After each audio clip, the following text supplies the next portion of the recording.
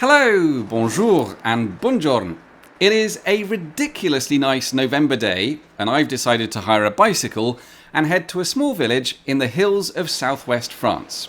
Because today we're going to see quite possibly the coolest 420 metres of road you have ever seen. Just to be clear, this is not it yet.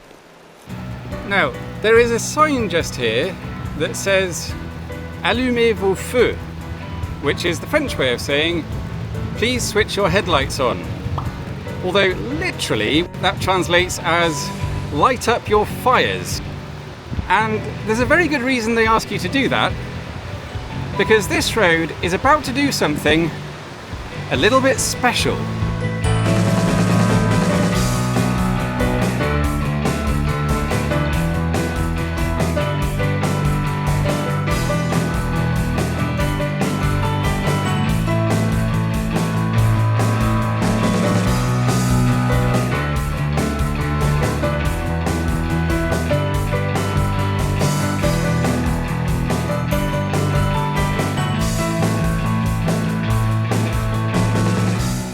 This is La Grotte du Mas d'Azil, the Cave of Mas d'Azil, a prehistoric natural tunnel created many millions of moons ago by the river Ariz, which you can just about see down to the right there. For most of its history, this was just your average enormous prehistoric cave, until the 1850s, when Napoleon III decided to stick a road right through it. Of course, he could have built a longer road going around or over the hill, but seeing that nature had already built him the perfect tunnel, he thought, why not use it? So he did. And as if a road casually going through a giant prehistoric cave wasn't cool enough already, wait until you find out what they discovered when they built it. Because building this road required some pretty major earthwork and excavations. And would anyone like to guess what happened when they started making major excavations in a giant prehistoric cave? They found what I can only describe as a prehistoric bonanza. We're talking woolly mammoth bones, woolly rhinoceros bones, all sorts of other bones and fossils, and that's just the Ice Age stuff. They also discovered hundreds of Stone Age tools, weapons, and painted pebbles, plus some lovely contemporary artwork, including this incredible depiction of a horse, and this incredible depiction of a horse. But perhaps the most mind-blowing discovery of all was one they didn't even realise they had made.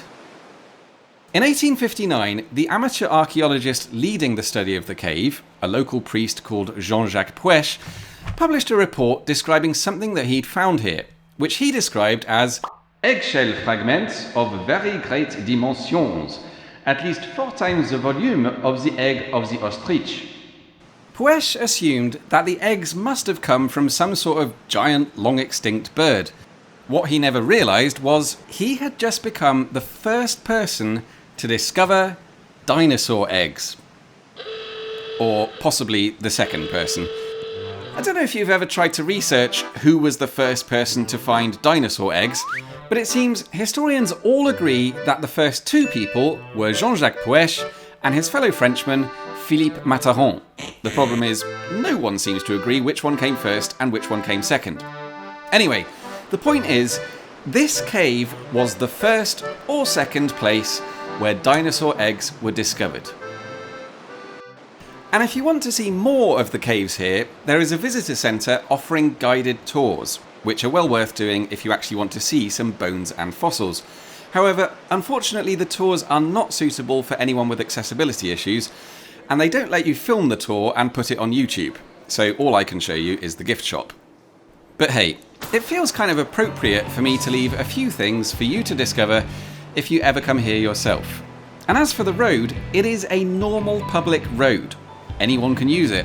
All you need to do is turn up and switch your headlights on.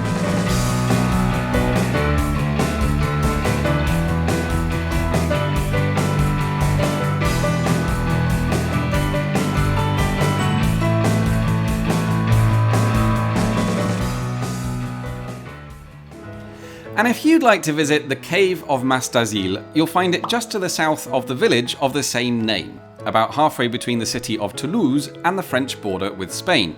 And the easiest way to get here is definitely by car. But if you fancy a challenge, you could get a train to the town of Foix, hire a bicycle from there, and then cycle 30 kilometres along country roads and what looks suspiciously like a disused railway. So now you know why I did it that way. And as always, thank you very much for watching, and I'll see you soon.